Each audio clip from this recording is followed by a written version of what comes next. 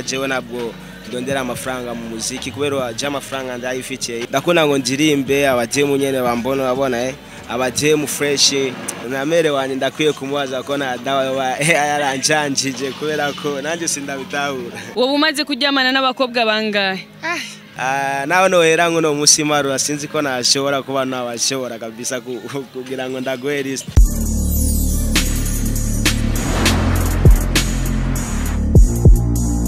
Turabaramukije cyane abakunzi ba Buja Hit TV kuri microphone muri kumwe na Nancy Amanda, inyuma ya kamera turi kumwe na CK, hama tukaba turi ahantu twagiye kuraba umuntu benshi ndazi murifuza kumenya turi kumwe nande dushaka kuvugana ibiki, ariko ni mugume gusa ari ibikurikira byose murabibona. Turi kumwe n'umuririmbyi w'umuziki w'u Burundi,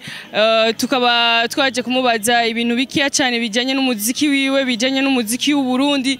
byinshi nyene bitandukanye. Reka abipresente hama yongere anabaramutsa abafana ba Buja Hit TV. Je musanzwe nkaba nitwa Fik Jamaica.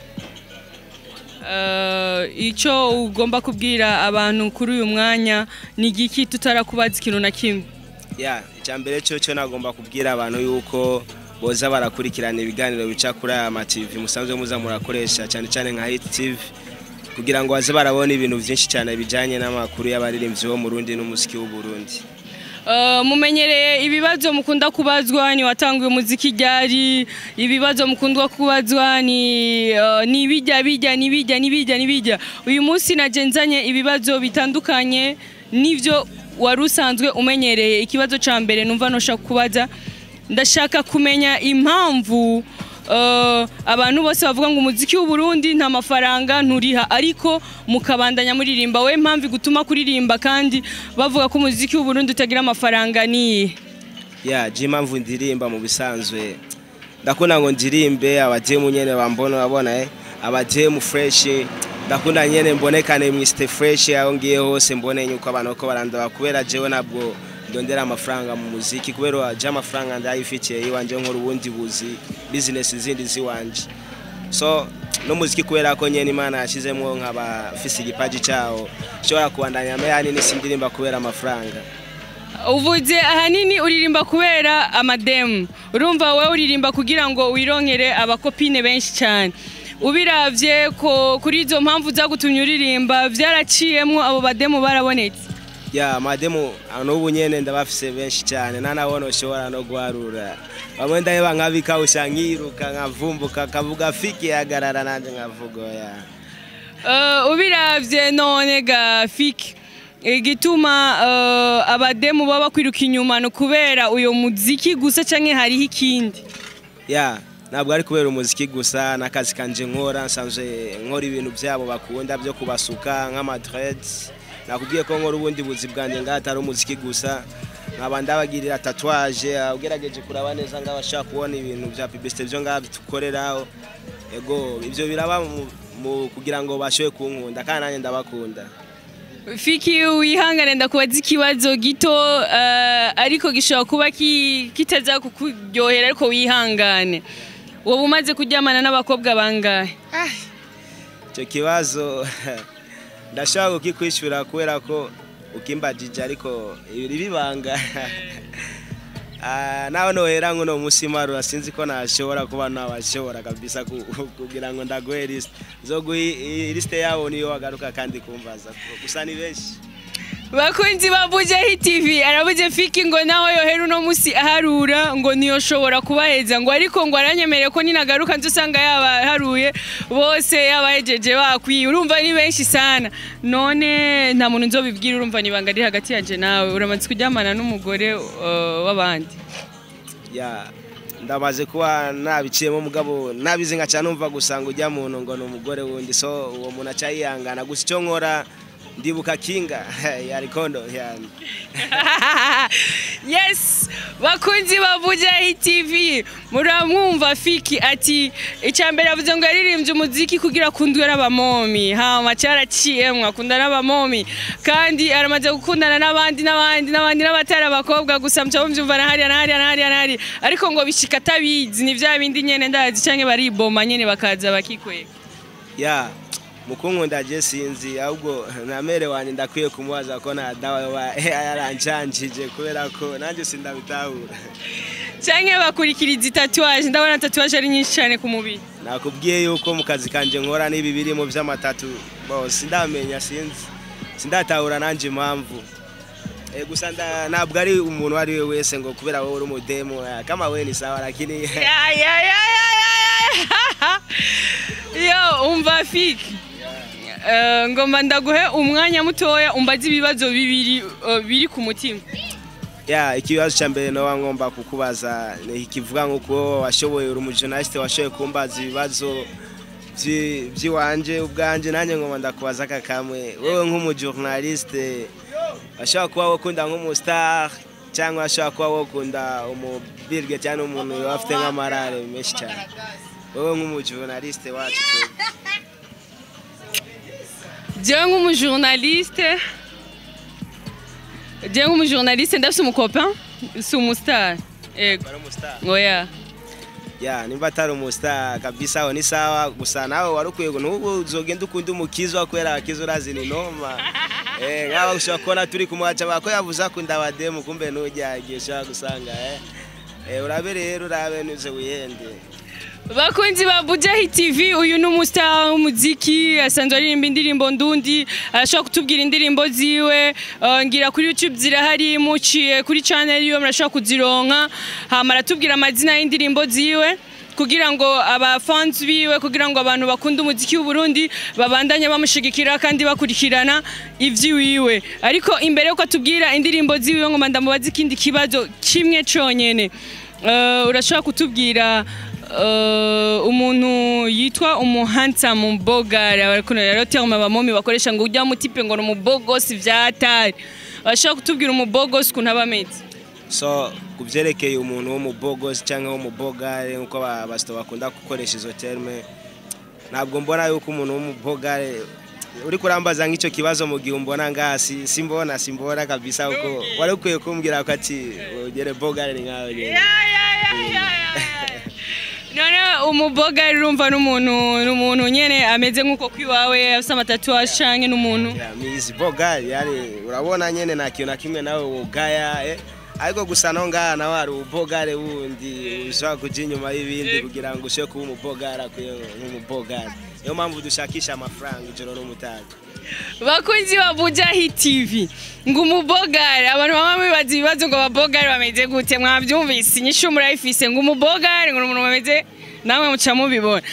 kandi ngo umubogare kandi ngo no ku mufuko ni umubogare rero jewe ivy'ababogare no bambeshe navyo nzi kubera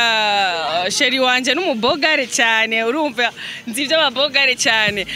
nyene bakunzi ba Buja Hit TV oya imbere yo konsezera uri umurundi agenda umurundi ukwezi kw'icumi mu kirundi kwitwa gute ukwezi kw'icumi mu kirundi so ariho byo bahora bakwisha ngo zandamukiza ariko ntabwo izo zikurikirana nayo mezi so ukwezi kw'icumi mu kirundi makana urinde kuraba nyene uko nabaye mu mahanga imisi myinshi n'ubu nahora muri Kenya urumva natembereye kwanza ndi mushasha ngo nga mu Burundi kandi rigira kandi kuko kirundi urabona iyo ubaye nk'ahantu bavuga izindi ndimi cyashaka gucanga ugasanga zamaze gukoronyika ugasanga watanguye kwibagira bimwe sikuvuga ko nibindi no wanavyibagiye gusa ico abafanzi bashoye kumbabarira kiranje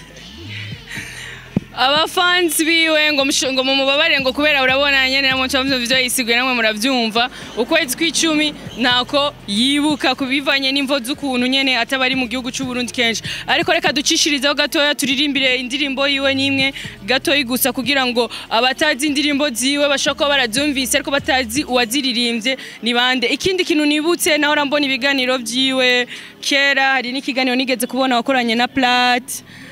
ariko nkabamaze igihe ntakumva kandi zina uvuze siryo zina nigeze kumva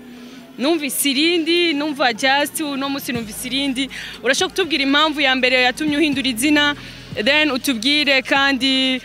n'igituma tutakibona nk'ibintu by'ibiganiro abamenyesha makuru nibakikurondera byagenze gute je nakubwiye uko muri no misi uko nahora nga mu Burundi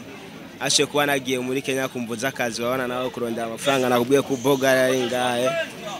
nkashobora kuba nagiye kwanza kurondera amafaranga niyo mpamvu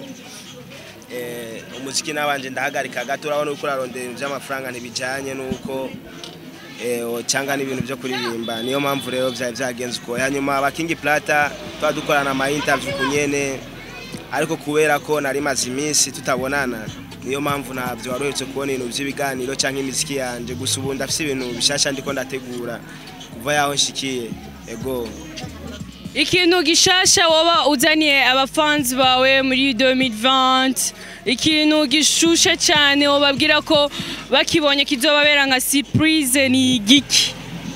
ikintu cya mbere novuga yuko kizobera neza abafans banje nuko ari umuziki mushasha kwanza ndiko ndabazanira baracari muri studio mu minsi mikeya gusa yashaka kuboneka yashaka kuyibona ku ma YouTube kumbonesha ko zitandukanye nayo izoza ku izina rya Nkwatako bisigura ati nkorako. Turagushimiye cyane turagushimiye ku mwanya ushoboye kuduha ariko imbere ko duheza ikiganiro cyacu reka uturirimbire indirimbo yawe imwe uturirimbira agace gato hama uratubwira n'izina ryawe kuri YouTube hama uratubwira n'amazina y'indirimbo zawe hama wibuke no kubwira abafana ba Buja Hit TV bibuke kugira subscribe hama no ku likinga no kugira comment muze kumbabarira gato abafanzi banje kubera ko banziye surprise ingwaye na homa aka gripe murakumva yuko ijwi ntabwo ari sawa ndekangerageze gato nakuja na hii biti ya kikomando sijachelewa nimefika hakuna cha bado wewe mwana umekuwa na mpango sio unachunguza maisha ya wezako usile cha wezako wewe kula vya kwako ukiwa jambazi utapigwa mabando